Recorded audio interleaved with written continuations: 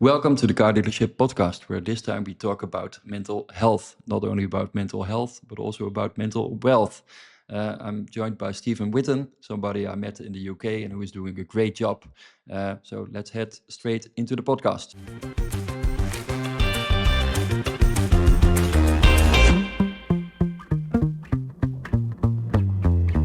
Welcome to the Car Dealership Podcast, Stephen. Hey, how you doing? You okay? Thank you very much for having me. Yeah, with pleasure. With pleasure. I must say that it's also a special week to have you here because actually only after the invitation I found out that it's a mental health week. And that you've been posting about that. So it's a great timing to have you in the podcast. I have been posting about it. You're right. I've been doing some little videos with some little top tips. And I've got to say, those videos have a slightly better backdrop than this. But Yeah, because I've moved into a new flat, everywhere's just been decorated. So it's all a bit plain at the moment. it looks okay. So, but week to get the message out there. Yeah, exactly. So it will not be broadcasted this week. It will be next week. But anyhow, it's good to have you here. So perhaps to start with the first question, because I've been listening to your videos. So the first question I think I need to change. I've sent you some questions, but I'll change the first one. How are we doing? Ah, nice. We, not the royal we, but we are doing all right, actually. Yeah, no, it's the how are we doing was a tip that was about really trying to get managers to courageously ask the question about how collectively are we doing, are we feeling, are we operating, all of that stuff. Because we do tend to, when we say how are we doing, we can tend to think of the business and put numbers and profits and all of that stuff first. And I wanted us to get into the habit of just sort of collectively empathizing and understanding with each other how we are. But if you're asking how I'm doing, yeah, I'm fine. Yes. Which is a very you moved into to say, isn't it? I'm fine. Am I really fine? Yeah, but yeah, no, I'm good. I'm all right. Yeah, in Belgium and Holland, they say when they ask people how you're doing, they actually ask alles okay. It means is everything okay? It's never possible. It's never is everything okay. Yeah, so, but I what I so I'm I actually invited you because I am Dutch and living in Belgium, doing business also in the UK, and one of the things that was a nice surprise when I actually was starting to do business in the UK and attended some events. I also met you at those events, and the topic mental health is very often a topic, and I think that's also thanks to people like yourself to actually raise awareness for that. And in my home market, it's actually a sort of taboo. People don't talk about it, but here you also very often are surprised that suddenly somebody is no longer there. And that you think, but how can that be? And I think also one of the things that surprised me when we were at Warwick University last year or this year, actually that we were talking about it with somebody I know very well, that he also actually then told a story what he is coping with that I knew nothing about. So I think it's really important to actually talk about this and also provide help, and that's why I thought let's invite you to the podcast and talk about this and see if people who are struggling, if you could actually give them some advice. So I'm very happy that you are here. And so for those who don't know you yet, we're also focusing on the automotive industry. How did that come to be? How did you get up end up in the automotive industry specifically? Well, yeah, that's a good question. It's probably the same way a lot of other people did, just purely by accident. When I was a teenager, it was my intention to go off to university and learn to become a teacher, and I never did that. Back at the time, I was just more desperate to sort of get some money, get some freedom, get out of the family life that I was in, and just sort of do my own thing. And I needed to get a job, so a job came up in the car industry, selling cars, and being quite an out there kind of character, even more so then than I am now. I thought I can do that, so I went off, and that's how I ended up in the car industry. And then before I knew it, 35 years had gone past, and I'd done pretty much every job you can imagine in a dealership and in manufacturers and finance companies. And yeah, then in 2020, we can all remember that the pandemic hit, and the wheels completely fell off for me in my life, and I went into a bit of a crisis, and that's when I realised that my mental health had never really been taken care of, and I'd always just plodded on and just got on with it, and never really spoken to anyone, and just thinking it that I'm a bit down or I'm a bit anxious, or I'm overthinking something or whatever, and just always dismissed it. And of course, 2020 was the year where literally everything collapsed, and we all started looking around and going, "What's going on?" I split up with my long-term wife as well. We've been married for a long time, and we split up that year as well, and various other things happened. That's when I then looked out to the automotive industry, and I thought the sector that I've worked in has definitely contributed to this. It hasn't been the cause, but it's definitely contributed. The stress, pressure, the anxiety, the need to sort of just keep up, keep going, that drive and all the rest of it. That's when I then reached out to a number of leaders in the industry and said, look, my mental health's taken a battering. I know I can't think I'm the only one for a minute. And I got a lot of support, people saying, no, you're not. This is a big issue. We need to do something about it. So that's kind of how I ended up in this space. Yeah, and but your company is called Menable. Is it at that moment also that you started that company, or how should I see that? Yeah, so so a bit of an admission. The origins of it were to sort of reach out and be supportive for men in the industry. So originally it was Menable, and a marketing company that I worked with did a brilliant job of actually emphasizing that it's the M. So see that there, the big M, the big capital M in, I think they call them parentheses. I used to call square brackets is what I call them, but so that's what they emphasized, and it was good because very quickly it became evident that this is not just an issue for men. This is an issue everywhere. But interestingly, the name does I do get asked about the name quite a lot. Quite a lot of people ask me to explain, is it just for men? And my answer is no. Actually, Menable is, if you look closely at the word, it's actually the word enable with a big capital M. So the M could be for motor trade, for motivation, mindset, mental health, mental wealth, whatever. And interestingly, on the back of that, the vast majority of our clients have come to us because of women in those organizations. So HR directors, ops directors, whatever. Yeah.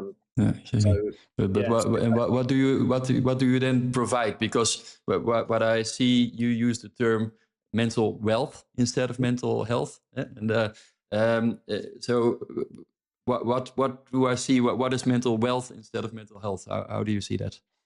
So well, yeah. I mean, to kind of bring all of that together, what we provide is talks, workshops, masterclasses, consultancy, coaching, anything that's kind of business related. We don't really do training because there's nothing to necessarily to train people on.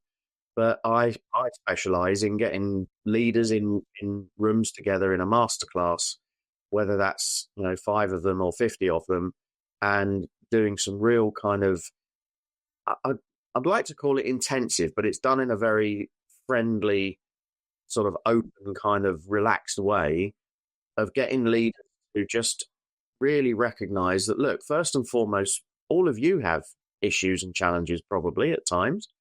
Mental health is something all of us have, just as we all have physical health. It's something that we should all talk about.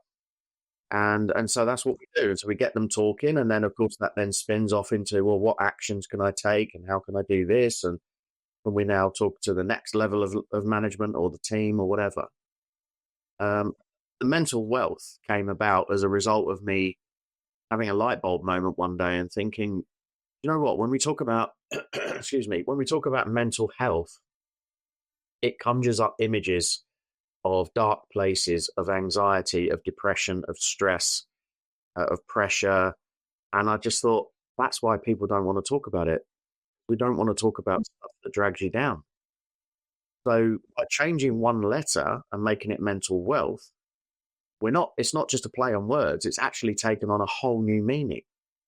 And now they're saying, well, mental wealth is about creating a supportive environment. It's about creating psychological safety. It's about investing in yourself and investing in others and nurturing and caring and collaboration. I'm like, wow, isn't that a better place to be? Yeah, absolutely. No, but I agree with you. I think that also, if I would define the term, because I like the term, is that you can be as rich as you can be, but if you're not, if you're not happy, if you're not feeling well, you're not rich at all. And it's all about, I think, even the richest person in the world, if they become very sick, they'd want to spend all that money to become healthy, because it's first of all to be a happy person and to not have stress. And that's also if I count for myself. I'm of course an entrepreneur. I've got this business and that I'm building up, the Novaco business. And that's also stressful. So when I speak to people, they say, "Oh, you must have such a great time." I am having a great time, of course, but it's also very stressful. And because there's so many things that are going on, and actually, then sometimes I think about that, where it's if you don't have that stress, and if your family is healthy, and you have yourself, you are healthy. Yeah, that's, I think, what you need to strive for. That what you need to go for. Yeah? And it's not the money. It's actually the basics that is important. So and definitely then you're very wealthy. Exactly. And using the word wealth in that context, mental wealth, has caused people to sort of raise their eyebrows and take an interest now, because of our industry is geared up for the creation of wealth, right? So, and all the things that brings, so success and congratulating each other for doing well and all of that stuff. And so it just brings the subject of mental health into that context, and it's been transformational. I've got to be honest. There's been lots of companies that have sort of taken it on board and have adopted it. So, good. Yeah. So do you see that? So you had your moment in 2020 when your life changed. So and a lot of things have changed for you. Do you see a difference in the motor trade also before that period, that you are advocating more about it now? Do you see that there's has been a change? Yeah, I do. I mean, I think, you mentioned that it's Mental Health Awareness Week as we record this. And I put a post out last week or earlier in the week that said, I think we've got I think we've got a good awareness of mental health now. I think people are aware of it and the challenges and what we need to do. What we still have is very different attitudes and beliefs around it and approaches. And I think I see a change in the industry. I see lots more people sort of being much more aware of it.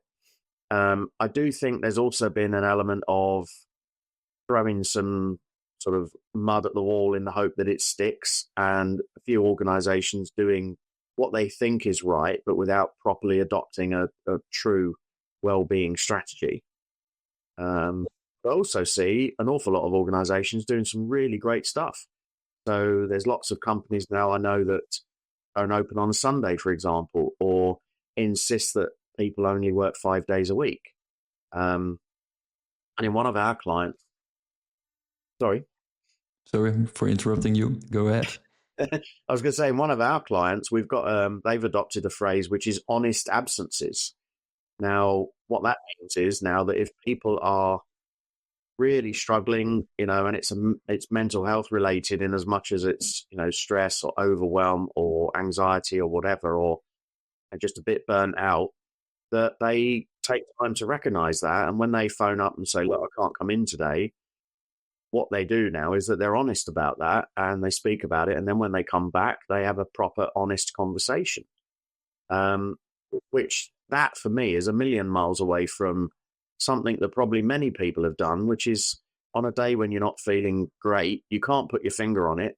So you don't want to go into work. So you end up ringing up and making up an excuse. saying you've got a bad back or you've got a tummy bug, and we've all done it. We've all done it. Mm. Yeah, so it's better if you actually work for a company where it's also uh, where they have this mindset. It's also a nice company to work for. So I think you'll even attract more people. Huh? You're exactly right. And we have a phrase which is that people perform well when they feel good about themselves. Yes. And yes, mental wealth, it does relate to physical, financial wealth. And we're all at different stages of that, and it's not, we are good at comparing ourselves to other people, but when it comes to mental wealth, that really is about your mindset and about the way that you operate and what's going on in your head, and giving yourself space and time to just live in the moment. Yeah, exactly. And if you look at the motor trade specifically, are we doing enough to raise awareness about this? Well, we could always do more. And I think one of the key things we have as an industry is a skill shortage, and we have issues with gaining and retaining the right people. And I think going forward, that's incumbent on all of us as leaders in the industry to do something that addresses that. And I think a part of that is making it very clear that our industry is a good place to work, as you've already mentioned.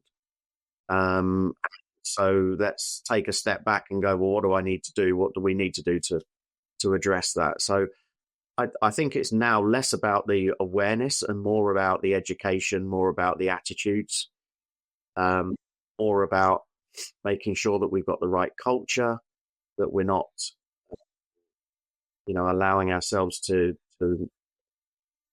allow inappropriate behaviors and attitudes, and things like that. And as an example, I did a workshop a couple of months back, and there was a guy in there, technician, probably the first time he'd come across this subject. And I did the exercise, give me some words to talk about mental health versus mental wealth. I won't say the word that he used, but it was quite, demeaning. And I called it out, and I just said, look, mate, seriously, if you're carrying that attitude, or you're having, actually using that language in the workplace, you are never in a million years going to get people around you opening up and being okay with not being okay. Because if you're going to dismiss how they feel, now for you might have grown up in an era where you can dismiss it and you just crack on and get on with it. But for other people, it's very different. And replace that language with empathy and understanding. Yeah, but I think actually your term that you just used, it's okay with not being okay. That's a great term. Yeah, so and it's also true, because actually that's the Dutch phrase we talked about in the beginning. Nobody is ever 100% okay, never. So it's not only okay to be not okay. It's very normal and it's human, and we're working together as humans. So be normal to each other, and it's and that's true. So it's actually business life can be very hard a lot of times, because people don't care and they just look at the results of the company. So you're 100% right there. But if you look at the motor trade, what makes this industry particularly vulnerable for stress and mental health issues? I think it's that comes back to our starting point as Menable, which was looking at the culture and the working practices. So I think the culture first and foremost, literally, sorry, getting the words right. Nearly every road comes back to culture, and that's about our attitudes, our beliefs, the way that we respect each other, the way that we communicate. And I use a 5-part model when I'm working with an organization that's around management commitment, communication, training, recruitment, and purpose.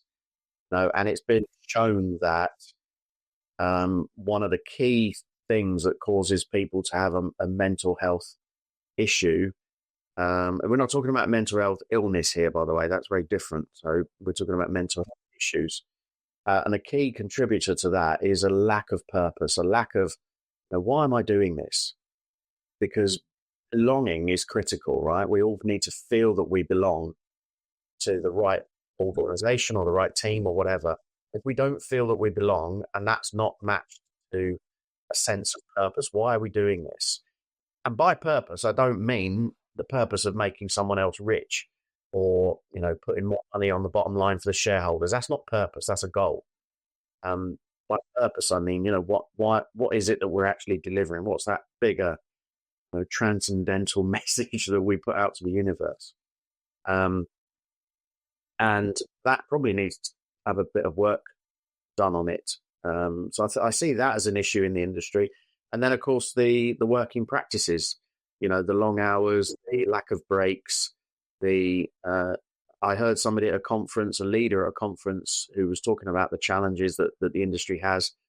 And he just said, well, when we're not making profit, we have to just do more with less, which basically meant, we need people to step up because we're going to have to get rid of some people. And we just thought, no, we're putting people in stressful situations.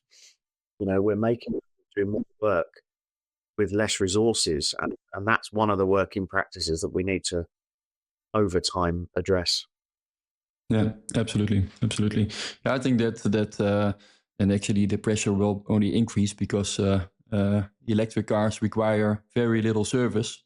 So was at a conference this week and a speaker talked about it, that if you look at Norway, 90% of the cars that are sold are already electric. That means that Norwegian dealers are actually handling 3 times as much workshop passages for the same result. So imagine having 3 times as much workshop visits with actually the same team. And but it's necessary to do it with the same team because there's hardly any money earned on an electric car that comes in. So the pressure is on, and it will increase. And I think that there also car dealers will need to look at ways to scale in a way where you don't put this stress on your team, and that you actually. And that's also where we see a part of AI, what we are doing with our company Novaco, is to have AI handle repetitive tasks, so that you can have more volume with less people, or actually not less people. I mean, you can do 3 times the volume with the same team. That's our purpose, so that you don't expect your current team to do that without helping your team, because it's just not doable. So it's indeed purpose is very important, and what you said, belonging is critical. Absolutely. Yeah. So if you look at the UK, because you are from the UK, and also I saw nice videos of your new village where you live, because you just moved to a new village, I believe. So you made me jealous. And just very quintessentially English little town. Yeah, it's great. Love it. yeah, it's very nice. Yeah. So, but do you also do business in other countries than the UK? If I get the opportunity, 100%. Yeah, definitely. Yeah. I've been talking to one of our major clients has got some stuff going on in Spain. They've got an office. They got a big operation actually in Spain. So there's potential for that to do something at some point. But yeah, without a doubt, yeah. I mean, and especially I'm a typical English person in that I'm limited on the amount of languages I speak, because most English luckily people. Everybody speaks English. Yeah. So, that's good. Yeah, but I must say that we do some business in Spain as well, and it's got no use for me to go there because it's really difficult if I don't speak Spanish. So it's luckily we've got Alejandra, who handles the Spanish market, and I'm very happy that she can do it. But it's so difficult in some markets. So I understand that. Yeah, but luckily many other countries speak English. Yeah, I set Menable up as a global movement, and it says that on our website. It says that on all of my LinkedIn presence. And that's not just a way of bigging myself up, but it literally is, because over the years, we've had representation in other countries. But the opportunity to work with organizations, especially, I suppose, across Europe, because that's our closest neighbor to the UK, that, the opportunity to do that would be great. And from what you've said at the beginning, that it's clear that the issue is no less an issue, in other parts of Europe particularly, and I know it's an issue everywhere. Hey, before we hop back into this conversation with Martin, imagine an AI communication layer seamlessly connected to your dealership systems. One intelligent platform that gives both your customers and your team instant access to the right information at the right time. Well, that's Nova Co., short for the Nova Company. At its heart is Nova, the AI model behind it all, inspired by the Nova Star. Bright when needed, invisible when not, just like a good assistant. On your website, Nova appears as the orb, a glowing, breathing chat bubble that invites customers to ask anything, anytime. But Nova is more than a website assistant. You see, with Nova Companion, she supports your team internally, answering questions using brochures, price lists, stock data, and more. Just instant answers for your team, saving them time and helping them focus on the customer. And with Nova Messaging, she connects with customers on WhatsApp and other channels, managing service updates, follow-ups, and appointment reminders, all in one professional flow. It's pretty cool. And yes, Nova Voice is coming soon, bringing the same intelligence to your phone system and completing the omni-channel experience. You see, customer communication is evolving, but with Nova Co., you're not just adapting, you're setting the pace. Find out more at novaco.ai, that's novaco.ai, and experience what's next. All right, let's get back to Martin. Absolutely. Yeah. So in the UK, I also came across Ben Charity. So I see them also a lot at events, and actually also that you have contact with them. So is there a collaboration between Menable and Ben Charity? Well, all I can say at this stage is watch this space. But on that front, yeah, I mean, a collaboration as much at the moment as we have a very clear referral pathway, because when we do this work, what tends to happen is people reach out for a chat, and we actually offer our clients, our members, what we call a well-being check-in. So we offer the opportunity for somebody to book an appointment, totally confidential appointment. They come through to me or one of our coaches, and we have a little bit of a chat. And the first thing we say to them is, we ask the question, are you, at the end of your tether, are you feeling sort of suicidal? Are you feeling really, really down? In which case we identify very quickly, do they need any specialist help? And if that happens, we triage them, and we then have a very clear pathway through to Ben. We do all the therapy and coaching and counseling services from that end. So we work in collaboration with them in that front, and Because hopefully that's for other stuff. yes, absolutely, yeah. So in that way you work together. But Ben has got like a phone number people can call if you're working in the automotive industry. You call them, and there's a group of specialists there to help. And is that the same with you, that you have then this phone number that you can also call Menable, or is it more that you have a booking? Like you said, you make an appointment, and you can also get help from Menable. Yeah, I mean, well, to be honest, yes, we have a booking system, so our member organisations get access to that, and they publicise that to their teams. But to be honest, I'm so prolific all over, LinkedIn and Facebook in particular, as you know, Martin, that I quite often get people messaging me and saying, look, can we have a chat? And we don't restrict that to people who are just members of ours. So literally anyone can contact me on LinkedIn. I'll share my phone number and we can have a chat. And quite often what I find is that's a lot of the times is that's what people need. They just need to know that someone's going to listen and understand and can empathize. And particularly with our connection to the industry, I kind of understand all of the jobs and everything that's going on. So it's relatable. But yes, I suppose in answer to your question, anyone can give us a shout and have a chat if they want. Yeah. It's of course also very often, perhaps for some people, it's difficult to actually talk about it with people that are close to them, even if that would be very logical.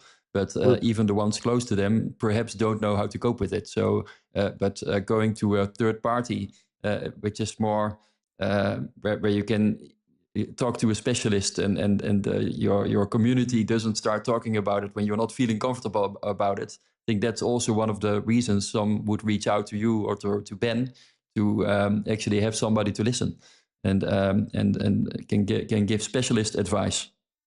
What I would just add in there as well is that I do know that Ben, are inundated with calls and with people reaching out. So on the one hand, I suppose that says that there's very clearly an issue across our sector.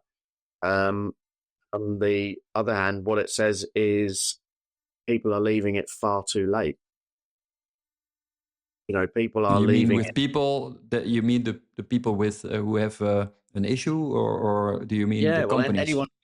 Anyone who feels that they need help and support, they're leaving it too late. It's the equivalent of, in our industry, we tell all of our customers to have a winter health check. Get your tires checked before the weather turns horrible, and make sure your car's not going to let you down. Well, what we do as Menable is we do the winter health checks. Right, so we're helping people with that. Make sure you're in a good place. Make sure everything's working right. We can address any issues that are not, but we can help you with that. But what people in our industry are doing is they're waiting until they are the equivalent of on the hard shoulder of the motorway late at night and it's raining, and they're waiting for the recovery service to come and get them. Do you know what I mean? That's me putting it into that I hope people understand. But that's what's happening, I think, right now. And absolutely. But like companies also would actually need to talk about this more in their culture, and to also give them the numbers of Ben, of you, and become part of Menable, so that actually the people who are suffering know that there's help. And that's why I think it's also nice to give you this podium for people who are struggling, that they actually know that they can reach out to you or to Ben, and that there's help. But indeed, it's very important for employers to think about this and to talk about it with your employees. I see a lot of organizations that they think, well, okay, what we'll do is we'll put some posters up with a phone number that says, if you've got a problem, ring these people. And then they feel they can tick the box and say, we've done what we need to do. That's not enough. That's definitely not enough. They need to be doing some work on a more proactive level, and helping leaders and managers to understand that, look, if you're a manager, your job is people. If you have people responsibility, that is your job. Your job is not the task or the process. Absolutely. But sometimes for like a department head, they simply don't know how to do this. So if there are three things, for example, that you would say, do those three things, what would those things be? These are the videos I've been making this week about that, and we've got a number of top tips, really. And I mean, some things that they can do is, first and foremost, work to create a shoulder-to-shoulder approach. So, I don't believe that many people will open up, especially to a manager or somebody where they're, kind of throw in the aspect of fear about their job and stuff. If we're doing that in a sort of across the desk, eye to eye sort of way. So do it in a more shoulder-to-shoulder way. So we've proven that people will tend to open up if they're on a car journey together, for example. They're sitting next to each other, right? So shoulder to shoulder. Or two technicians are working under a bonnet and they're working on the same job, trying to work out what the problem is. They're shoulder to shoulder. Those are the perfect opportunities to have that conversation. And that's then when we need to address the culture. And a couple of other top tips would be things like start your meetings with what's got your attention right now. So that sounds a bit false and a bit contrived to begin with, but ask people what's got your attention right now. What's going on for you? And they'll bring into that meeting the stuff that's happening for them outside of work and so on. Suddenly you get empathy. Suddenly you get people opening up and being honest. But be clear that it's that question doesn't relate only to the business. So you need to be clear that it actually It's really about that person. Yeah. Yeah. And as you started the conversation this morning, how are we doing? Again, that's a great question to collectively say, how are we doing? And gradually over time, encourage people to say, oh, well, I'm a bit tired. I didn't sleep well last night. Or, well, what I actually want to do is I want to thank Martin for giving me this opportunity to have this chat today. So I'm feeling really good about that. All of those sorts of things. You know what I mean?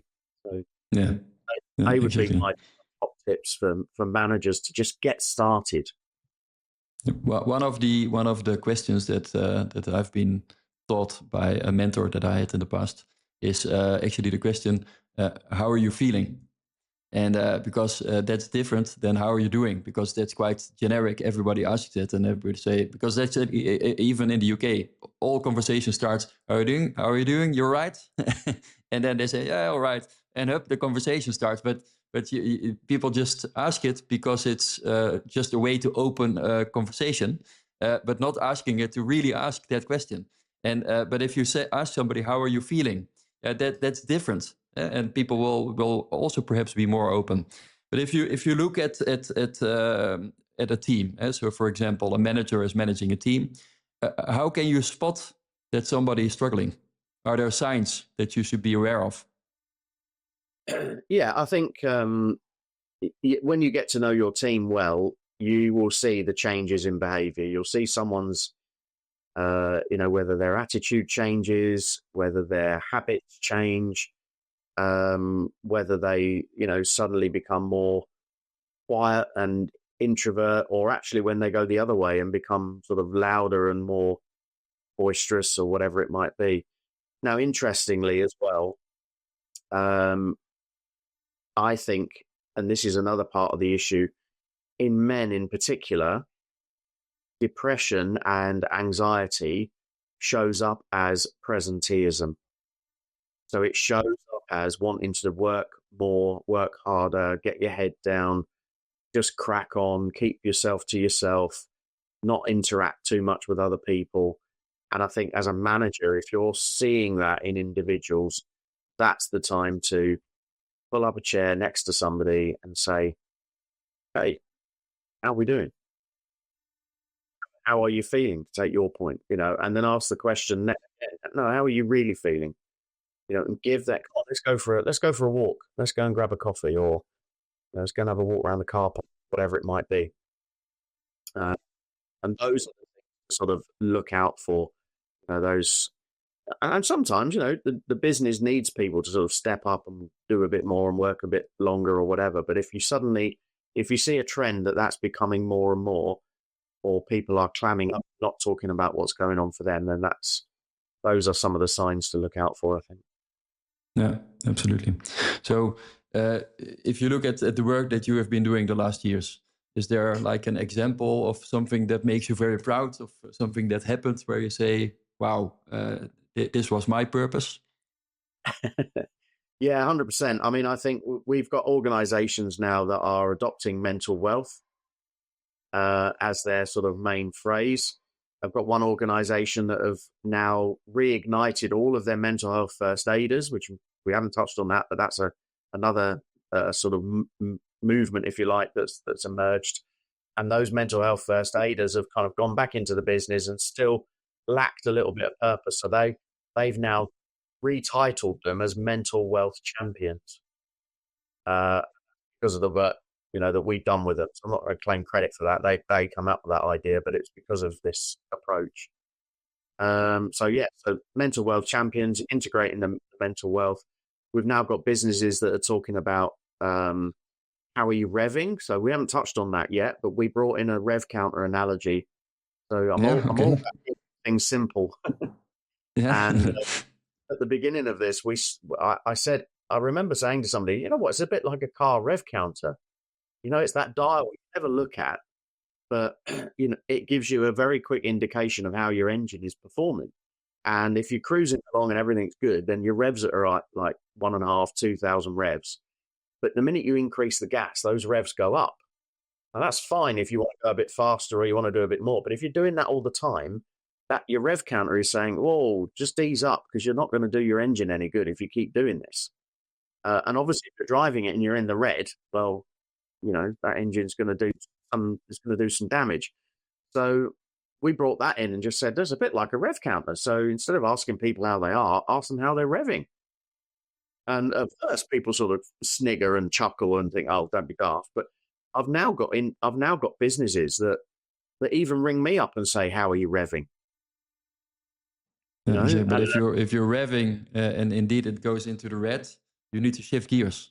So I think that and you've given some good tips about that, how to shift gears, so indeed raising awareness, the culture, the 5 steps in the culture, the mental health first aiders. Indeed, here we have also like a first aid responsible, and that's obligated from the government to have somebody, but it should actually be obligated to have a mental health first aider, and indeed, as you say, mental wealth champion.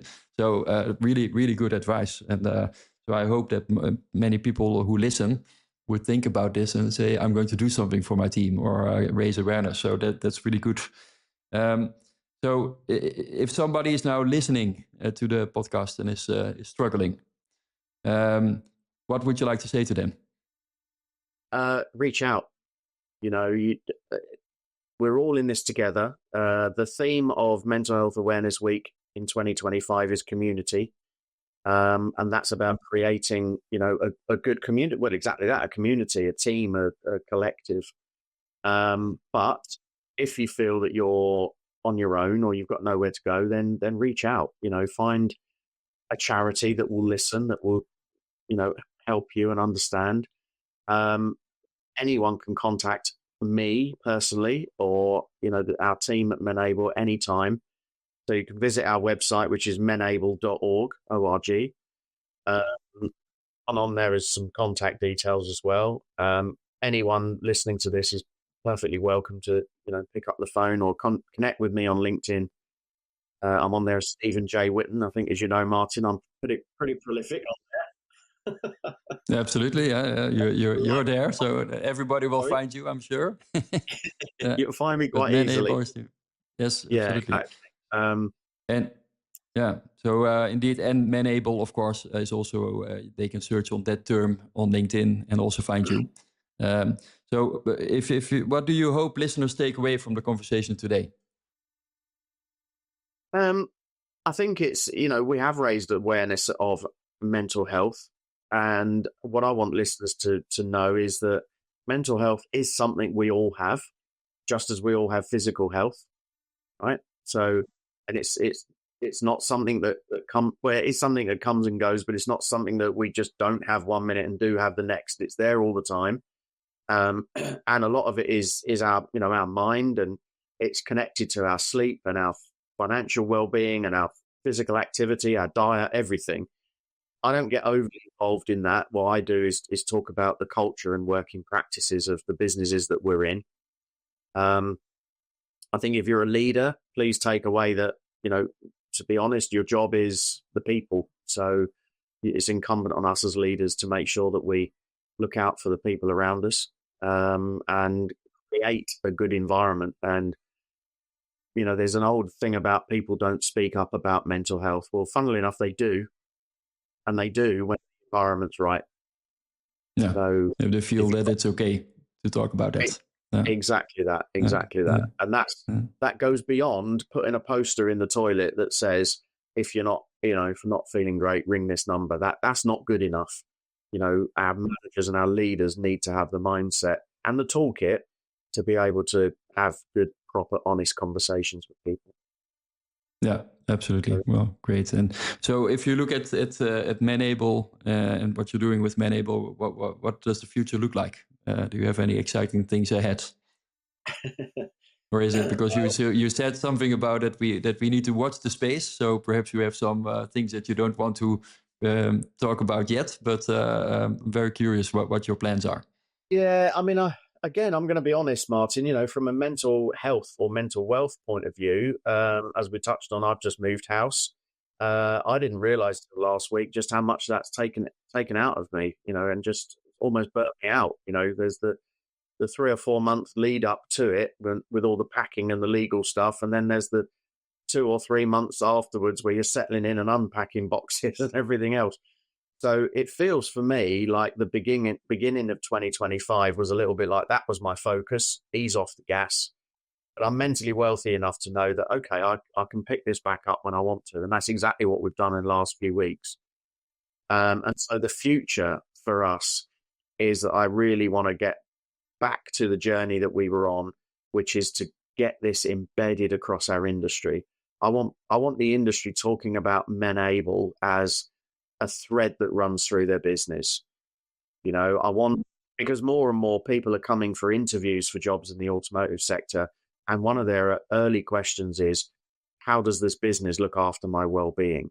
And I want organizations to say, well, look, we are proud to be members of the Menable movement. You know, that doesn't mean we fix it or we fix you. It means that we are proud to be a member of this. So therefore that becomes like the gold standard that says this is who we are. So a bit like that, if what you have across in Europe, but in the UK, we have something called a kite mark, which British Standards Institute's little logo that says they approve what you do. You know, you're a good quality supplier because you do this. So I want Menable to almost become like the kite mark, the benchmark for good well-being and becoming an employer of choice. And I think over the next 5 years, we increase our membership, we get more and more people working with us, creating more mental wealth across the sector, and it's almost becoming you're not a member of Menable. I'm not really sure I want to work for you now. Yeah. Well, that's I think a very good objective view, and I think also compliments to what you do.